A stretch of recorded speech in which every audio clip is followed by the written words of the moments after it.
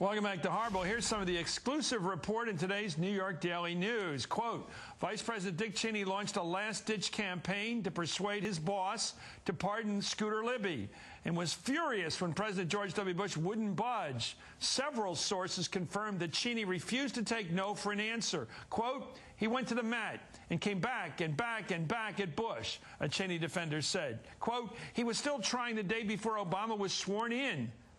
Well, that's now the man who broke this story, Tom DeFrank, Washington Bureau Chief of the New York Daily News. Tom, this story is getting to you now. When did you begin to pick up on this story that Cheney fought to the bitter end, went to the mat to save Scooter? About a week ago, Chris.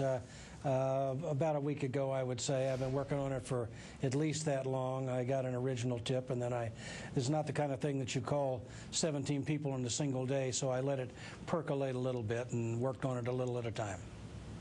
Well, we didn't have an office pool here, but I thought for months that this guy would get his pardon. I thought that Scooter covered for Cheney. If you look at the court testimony about how he was basically being a good soldier and not talking about Cheney's role, how he blamed the information he got from the late Tim Russert when in fact he got it from Cheney, all that in the public record about the situation with the overseas diplomats and the undercover agents for the United States CIA and the whole thing, Joe Wilson, his wife Valerie Wilson, the whole thing.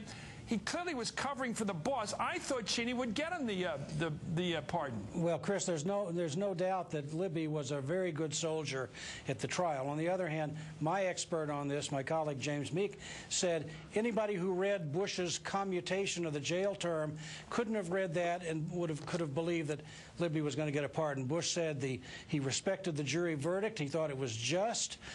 He went on and on and on. He went out of his way to praise Special Prosecutor Patrick Fitzgerald, and the smarter guys about these things than I convinced me that Bush was never going to pardon Libby, and they were right. It's part of the problem that the president made a very strong statement. He made a very strong statement at one point that he was going to get to the truth in this matter of who leaked the identity of the undercover agent. And let's take a look. Here he is now, because I think this may have put him in a box in terms of not being able to pardon, perhaps. Here he is 6 years ago. If there's a leak out of my administration, I want to know who it is. If the person has violated law, the person will be taken care of. Now, Scooter Libby was not just chief of staff to the vice president. He was assistant to the president, a very high title. I think the president would have a hard time saying he was trying to get to the truth of the matter when the person who knew all about it and covered up for it was Scooter Libby. He couldn't then go ahead and pardon him. That could be the problem the president faced in the waning days of his term. Well, I think that's part of it, Chris. And also, something like this is a legacy issue. I think President Bush, and I don't know, but I'm suspecting that President Bush had the Bill Clinton precedent very much in his mind, where at the 11th hour of that administration, Bill Clinton signed some very controversial pardons, the most notorious, of course, being the one for fugitive financier Mark Rich, whose ex-wife Denise had contributed $450,000 to the Clinton Library. And I don't know, but I'm suspecting that President Bush did not want to do something that looked like that as well. Let's take a look at how you conclude this piece. The latest Libby flap. Okay, the latest Libby flack injected fresh strains in a relationship that had become more businesslike than warm in recent years. An official who has worked closely with both men, the president and the vice president, mused that the relationship, quote, isn't what it was when Bush tapped Cheney as his running mate in 2000. It's been a long, long time since I've heard the president say, run that by the vice president's office. You used to hear that all the time. That's the way I thought that administration worked, that Cheney had control of the paper flow over. He was the G2 for the president, his intelligence guy.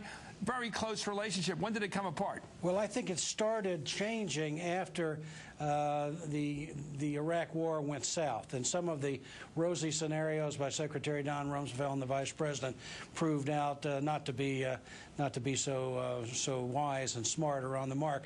I think that's when it started. I think the Libby indictment was a blow to the relationship between Bush and Cheney, and I think it just gradually changed a little bit. And I want to point out that 10 days before he left office, President Bush said of Cheney, he's been a fabulous vice president.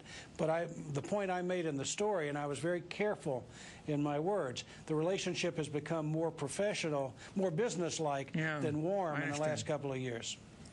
I get the feeling, and more than a feeling, I've been studying this for years now, that Chalabi, the head of the INC, the Iraqi National Congress, the guy with the yellow pants and the gold shoes, who couldn't wait to get back in that country to make some oil money, that guy worked Dick Cheney.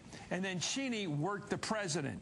That Cheney was Cheneyed to some extent by the people who wanted us to go in that war for their own reasons. Well, that was part of it, and I should have added that to my list of where things started going just a little bit south between Bush and Cheney. And I also have to say that in the last couple of years, with the arrival of Bob Gates as Secretary of Defense, I think Gates and Condi Rice had a bit of a strategic alliance, and they started winning more than Colin Powell had won against Cheney and Rumsfeld. I think notably Iran policy. There was, I wouldn't say Bush's line on Iran was soft, but it was softer than the hard line that Cheney was pushing. Well, just a thought, to win your Pulitzer now, if you've got this to report yet, did President Bush begin to think he was wrong about putting our troops in Iraq? I don't think so. I think he absolutely is convinced that he did the right thing. Okay, well, at least I tried. Thank you, Tom DeFrank.